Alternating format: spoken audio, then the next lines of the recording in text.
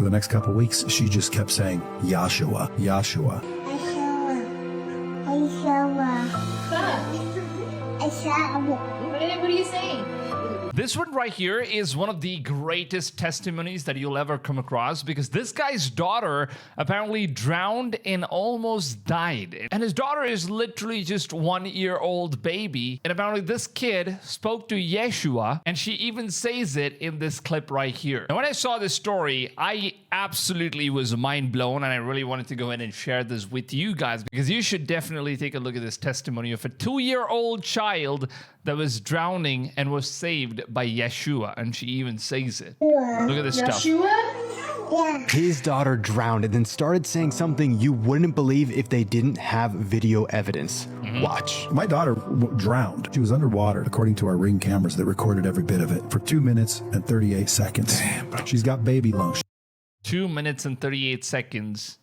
That's long She was for a 2 years 2-year-old. Dead, bro. She should have been. My wife jumped in, scooped her out, said that she was blue and her mouth was open and she was at the bottom of the pool looking up, and my wife freaked out, obviously. Jumped out of the pool to obviously try to resuscitate her, get her some help. Before she even got out of the pool, she started crying. My wife didn't resuscitate her. She just started crying. Color came back, called the ambulance. They rushed out. It was a big deal. For the next couple weeks, she just kept saying, Yahshua, Yahshua. My wife's like, what are you saying? Yeshua. Wow. What's that? My friend. I saw him. You can totally hear it. I'll play it for you.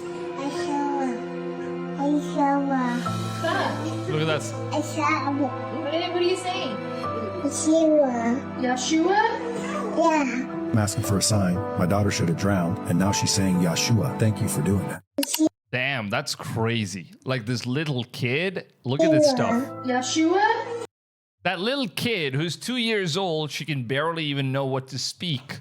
And she actually says that Yeshua, she actually saw Yeshua, and he was the one who saved her, and he spoke to her, and he's her friend, is what she says, and that's just incredible. And honestly, after watching this testimony, I was really mind blown, and I really thought that I should go ahead and share this with my viewers as well in one of my podcast episodes. And this just goes so far as to saying how incredible God's miracle really is. Well, we also have another testimony. It's this video right here. I think most of you guys might have already seen it. And apparently this kid's father just passed away, I think just a year ago. And the kid just met a skateboard accident. Now he was admitted in hospital. He was put through anesthesia. And during this particular time of losing his consciousness, he started experiencing things and talks about how he's able to see Jesus and also how he's able to see his father. Now, obviously, I, as everyone else, was just thinking that maybe it's just the things that are already running in his mind that he's missing his father, and that's probably why the anesthesia is kind of affecting him, and maybe he's just thinking stuff on his own. But to my surprise, some of the things that he actually says about the description of what Jesus' face looks like basically sounds exactly the same as what the Bible says Jesus looks like. And take a look at this video, and then you guys will get to know what I'm talking about. When you coming back? We need you.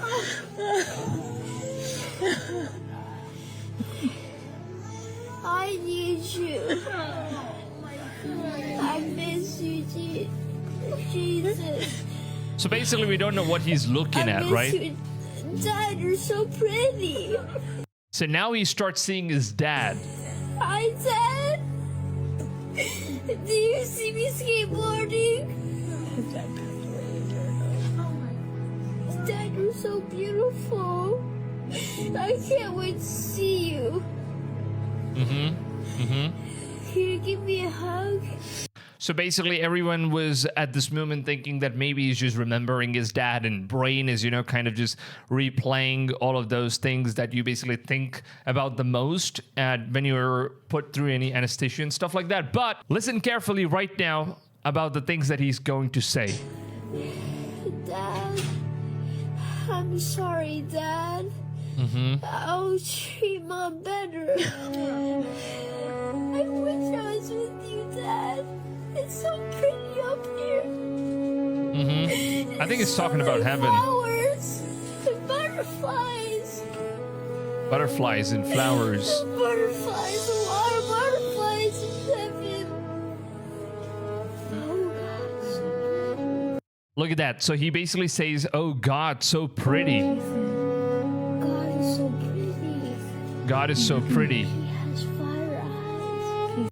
He has fire eyes. He basically mentions this. He has fire eyes. I know he'll save everyone. I love you, Jesus. I love you, God. And now if you go right here to Revelation chapter 1, verse 14 to 15, it says that the hair on his head was white like wool, as white as the snow, and his eyes were like blazing fire. Now his feet were like bronze glowing in furnace, and his voice was like the sound of rushing waters. Now this is basically what the Revelation describes about how Jesus basically looks like in heaven in his real form. Now also, check this out. In Revelation chapter 19, verse 11 to 12, it says that I saw heaven standing open, and there before me was a white horse, now whose rider is called Faithful and True. So they're basically talking about Jesus, the Son of God, and his eyes are like blazing fire. And that's exactly the same thing this kid says as well. That, you know, Jesus' eyes, it's like blazing fire. He says that his eyes are like fire, Mom, and his head are many crowns. I mean, it's very close to what the image of Jesus looks like in the introduction of my podcast. I'll just play this right here so you guys can know what the kid is basically referring to. So apparently, according to the Revelation, the Bible, this is what Jesus looks like. And the kid, I don't know, for whatever reason, maybe the anesthesia effect or whatsoever could have just made him remember about his father. But the fact that he's describing the way that Jesus looks exactly as what the Bible describes, and he's such a young child, he has no idea what Jesus would look like. The fact that he's able to say those things while he's in anesthesia, and he's also able to say what he's able to see.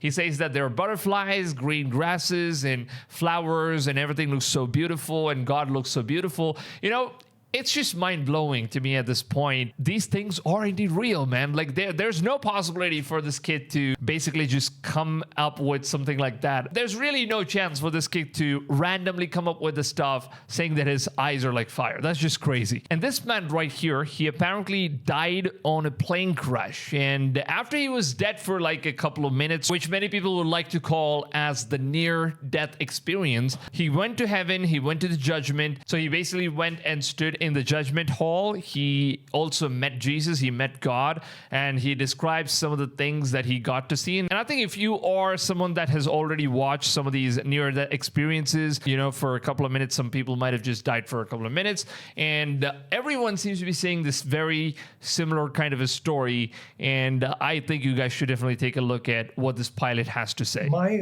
spirit rose above the crash site, and I was watching my mangled, lifeless body below, and instantly realized that although that was my Look at that plane crash, man. body, that was not me. So I started moving toward this massive pearl-covered opening, and there's this pearl-covered book. And while I was looking at it, it opened by itself. There was my name. I think that's the book Right of to life. left, Dale Russell Black. There was a date there next to my name, and I looked at that date and I thought, uh-oh, that's not my birth date. Oh, that's not me. And then the information came right here again. No, Dale, it's not your earthly birth date. It's the day you were created by God. It's your conception date. That's Wow. the day that your life starts. So basically, conception date is when the sperm enters the egg, and that's basically when the egg gets fertilized. That's when you are born. So that's the real birth date. That specific time and date is only known by God. That's the day of conception. Interesting Wow. that Satan loves to bury that information. There was another date next to my name. This too is wrong. The angel said, Dale, this is the day you were given new life when you invited Jesus into your heart. You are eternal. So basically, he's talking about being reborn. That's what Jesus said, right? You need to be born twice in order to enter the kingdom of heaven. One, the birth that you basically take as a biological birth, and the second one is where you allow Jesus to be part of your I turn life. to my left, and there I see the Son of God. I lost the strength in my legs, and I just fell at his feet. I Wow. couldn't take it. I couldn't. I did not feel worthy to stand in his presence. He leaned down and whispered, he said, "Dale, do you love me?" And I was That's just crazy. kind of stunned by that. But I just immediately, yes, of course, absolutely, Lord Jesus, thank you, yes, absolutely. Then before I went too far, he went and said, "What will you do with the life I give you now?" So that's how he was sent back to Earth. Like he was sent back to his body. By the time those words registered into my heart, my eyes popped open. He was back alive. And I was hearing glorious music fading Wow, wow, wow. away. That is crazy. And I was in a hospital room. I mean, this just makes me super happy, man. Listening to some of these crazy testimonies gives you a lot of faith that yes, there is life after death, and there is massive, massive life after that. And the Bible already describes it. We already know about it. And you know, these kind of videos, it just gives you a lot more confirmation that these things are real. You know, many people are going to find it really hard to believe these things because obviously such things only comes down to your own self-experiences. And if you really want to have faith, obviously you can choose to have faith and believe in what these guys have experienced. But then obviously I know that many people are not going to believe it until or unless they experience the stuff from their own self. And I don't think everyone's going to be fortunate enough for God to send us back on earth the way that he's sending a few people back again, you know? So once you're dead, probably it's game over. It's going to be a judgment. It's either hell or heaven. So yeah, that's basically how life works. Unfortunately, but for some people, it's just being very fortunate that God is sending them back in order to come back here and share their testimonies.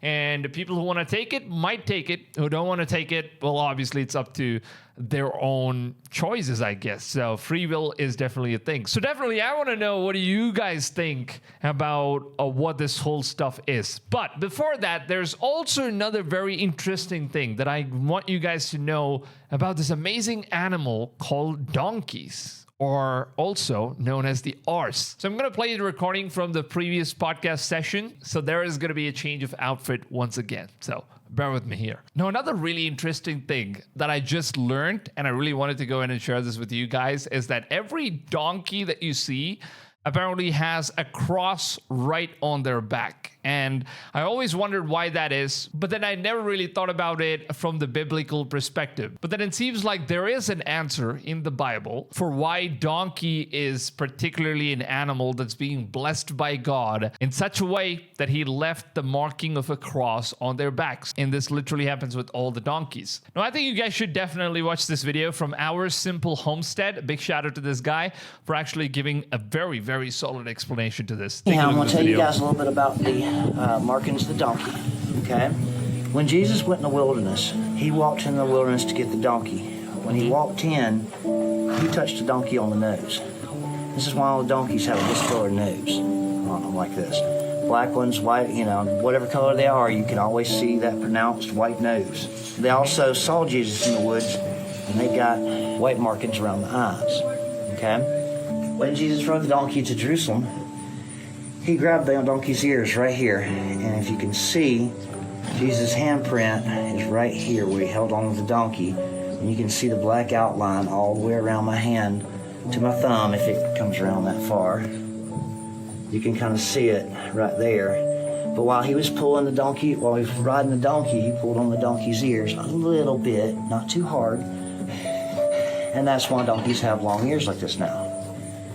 When he, as we all know with donkeys, when Jesus died on the cross, every donkey in the world grew this cross and down their back and across their shoulders. And that's the story of the donkey. And if you look up here, you'll actually see that every single donkey actually has a cross on their back. And that's just incredible. I never knew about this stuff. That I thought maybe it's just a few donkey, but apparently it seems like all the donkeys have a cross on their back.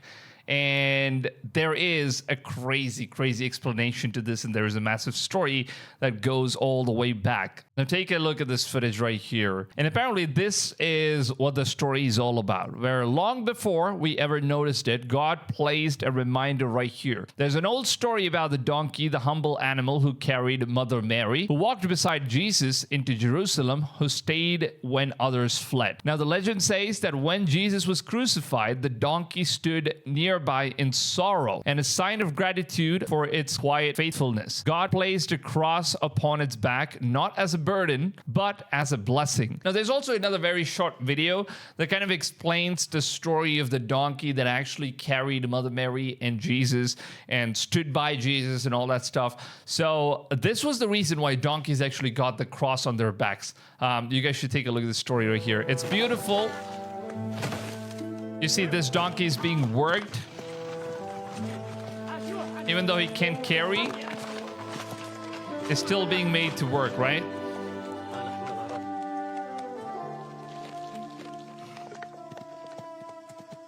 And then there's no food left for him.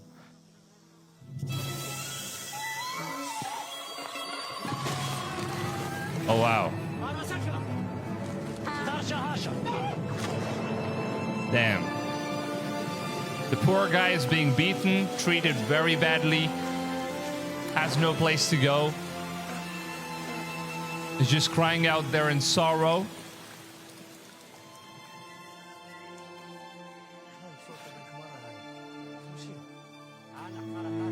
And then one day, Joseph and Mary arrive together, and Joseph decides to buy this donkey off from one of these farmers.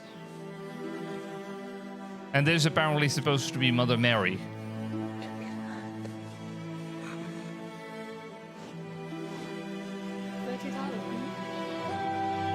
And the donkey was the one to carry baby Jesus, who was inside of Mary. Sometimes the smallest can carry the largest. Oh yeah, man, that's just crazy. So that was basically an ad that was made, and this is like the story behind the donkey that apparently carried Mother Mary and Jesus himself. And that's the reason why the Bible says that donkeys are so blessed by God himself that he has placed a cross right up on their shoulder, the same location in which donkeys used to carry Mother Mary. And they are supposed to be one of the loyal animals that God seems to love the most. And that's just one of the craziest stories ever. I really wanted to go ahead and share this with you guys on this channel. Although it's a very short video, but then I think it carries a lot of power and punch over it. So I really wanted to go and share this with you guys. Let me know in the comments down below, have you guys seen the cross markings on a donkey's back? And if you've ever wondered why that is, well, now you know the reason. So I'd love to hear your thoughts down below in the comments. Leave them. It's going to be a very interesting comment session to go ahead and take a look at. And if you guys enjoyed this video, please make sure to go ahead, drop a big fat like. It really goes a long way in order to help support the channel, the content, and everything we do right here on the channel. Make sure to go ahead, subscribe, stay tuned for more content like these, for more episodes of the Wood Show podcast, and I will see you guys on the next one. Till then, take it easy, fams, and goodbye. If all the